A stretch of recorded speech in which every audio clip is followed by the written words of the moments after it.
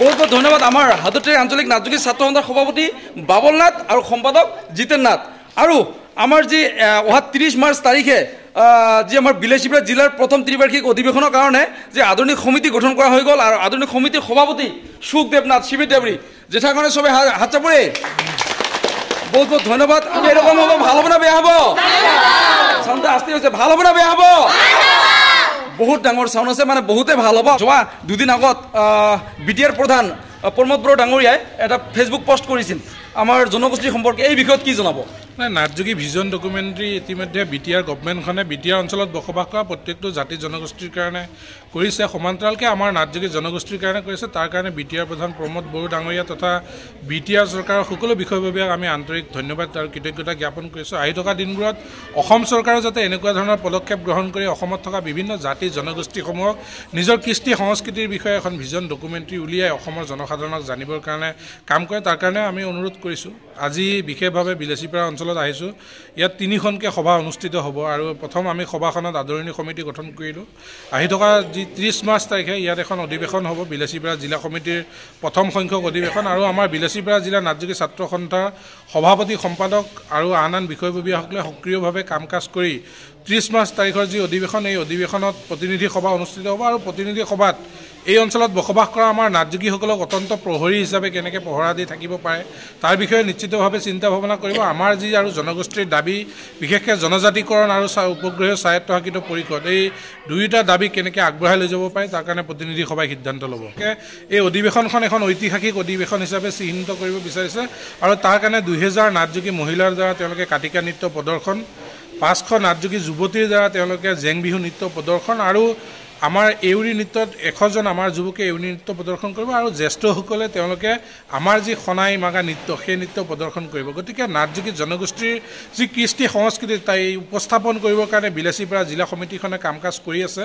গতিকে কৃষ্টি সংস্কৃতি অবিহনে যে এটা জাতি আগবাঢ়ি যাব নোৱাৰে তাৰ উদাহৰণস্বৰূপে বিলাসীপাৰা জিলা সমিতিখনে এই কাৰ্যসূচী হাতত লৈছে। আৰু আমি সদৌ অসম নাটযোগী ছাত্ৰ সন্থাই কেন্দ্ৰীয় সমিতিয়ে যেনেকুৱা ধৰণৰ সহায় সহযোগিতা তেওঁলোকক লাগে আমি তেনেকুৱা ধৰণকে সহায় সহযোগ কৰি এই অধিৱেশনখন যাতে খুব সুন্দৰভাৱে শৃংখলাবদ্ধভাৱে অনুষ্ঠিত হয় তাৰ কাৰণে সকলোৱে আমি কাম কাজ কৰিম। বহুত বহুত ধন্যবাদ। আৰু এইখিনিতে জনাব বিচাৰিছোঁ এই ভিডিঅ'ৰ জৰিয়তে অহা 30 মাৰ্চ তাৰিখে সকলো জাতি ধৰ্ম বৰ্ণ ভাষা নিৰ্বিশেষে আমাৰ অধিৱেশনত আহি উপস্থিত হৈ আমাৰ যে অধিৱেশনখন সুচাৰুৰূপে পৰিচালনা কৰাত সহযোগ কৰে, এয়া আমাৰ কামনা। সদৌ অসম নাটযোগী ছাত্ৰ সন্থা জিন্দাবাদ, বিলাসীপাৰা জিলাৰ নাটযোগী ছাত্ৰ সন্থা জিন্দাবাদ, হাদৰতেৰী আঞ্চলিক নাটযোগী ছাত্ৰ সন্থা জিন্দাবাদ।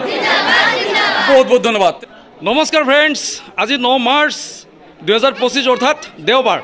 এনেকৈ আমাৰ হাদৰতেৰী আঞ্চলিক নাটযোগী ছাত্ৰ সন্থাৰ যি কমিটি গঠন হৈ আছে আৰু অহা 30 মাৰ্চ তাৰিখে আমাৰ যি বিলাসীপাৰা জিলা নাটযোগী ছাত্ৰ সন্থাৰ প্ৰথম সংখ্যক ত্ৰিবাৰ্ষিক অধিৱেশনখন ইয়াতে হ'ব।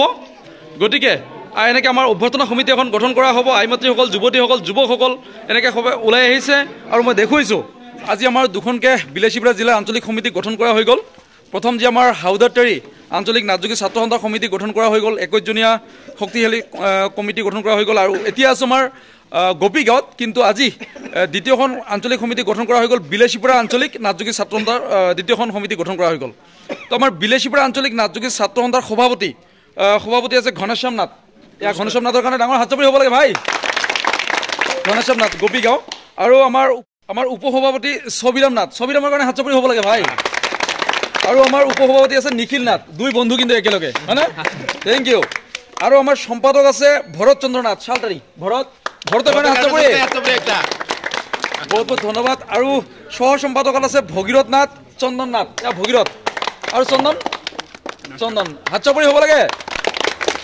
আৰু শিক্ষা সাহিত্য আৰু তথ্য সম্পাদক আছে আমাৰ কি আছিল ধৰ্মেন্দ্ৰ নাথ, এয়া ধৰ্মেন্দ্ৰ না গোপীগাঁও হয়, ধৰ্মেন্দ্ৰ কাৰণে হাত চাপৰি। সাংগঠনিক সম্পাদক দীপাংকৰ নাথ, দীপাংকৰ ক'ত ঘৰ আছিল? শালতাৰী, দীপাংকৰ কাৰণে হাত চাপৰি হ'ব লাগে। আৰু আছে প্ৰচাৰ সম্পাদক শচীন নাথ, শচীনৰ কাৰণে হাত চাপৰি। আৰু আছে আমাৰ বিত্ত সম্পাদক হৃদয় নাথ, হৃদয়ৰ কাৰণে হাত চাপৰি হ'ব লাগে, বঢ়িয়া। আৰু আছে আমাৰ সাংস্কৃতিক সম্পাদক কি আছিল? গকুল নাথ, গান গাব পাবি তো? বঢ়িয়া। ক্ৰীড়া সম্পাদক ধনজিৎ নাথ, আমাৰ ধনজিৎ সূৰ্য খেতা নে? ডাঙৰকৈ হাত চাপৰি হ'ব লাগে ভাই। খেল আয়োজন কৰিব হা ঠিক আছে আৰু কাৰ্যনিৰ্বাহক সদস্য না ৰোহিত নাথ ৰোহিত এইফালে ৰোহিতৰ কাৰণে হাত চাপৰি জয়দীপ নাথ জয়দীপ আৰু আছে ধনীৰাম নাথ ধনী তে আছে না আৰু এই ধনীৰাম আছে আমাৰ সূৰ্যকটা ধনীৰাম বঢ়িয়া তাৰপিছত আছে আমাৰ মনোজ সূৰ্যকটা মনোজ ইফালে মনোজৰ পাছত আছে নৱজিৎ নাথ মনোজ ইফালে এয়া মনোজ নাথ তোৰ নাম কি বাবু নৱজ্যোতি মনোজক দেখাই দে ভাল কৰি এয়া মনোজ আছে না আৰু তোৰ নাম নৱজিৎ আৰু নৱজ্যোতি দুইজনে আছে না আৰু একজন আছে ধনজিৎ নাথ গোপীগাঁও আৰু ধনজিৎ এই যে ধনজিৎ বা আমাৰ ধন দে তাৰপিছত আছে কেশৱ চন্দ্ৰ নাথ কেশৱ পুতিগেল আমাৰ এই যে কেশৱ নাথৰ ভাগিনা হয় দেই হয় না কেশৱ নাথ তাৰপিছত আছে আৰু ধনজিৎ নাথ গোপীগাঁও আমাৰ ধনজিৎ না ঠিক আছে হ'ব বাকী আপোনালোক দেখা পালে যেনিবা বিলাসীপুৰ আঞ্চলিক নাটযোগী ছাত্ৰ সন্থা যে 21জনীয়া শক্তিশালী কমিটি গঠন হৈ গ'ল মই দেখিলে বহুত শুভেচ্ছা ঠিক আছে congratulations to all of you ডাঙৰকৈ হাত চাপৰি সকলোৰে বহুত অভিনন্দন শুভেচ্ছা থেংক ইউ হা বহুত ধন্যবাদ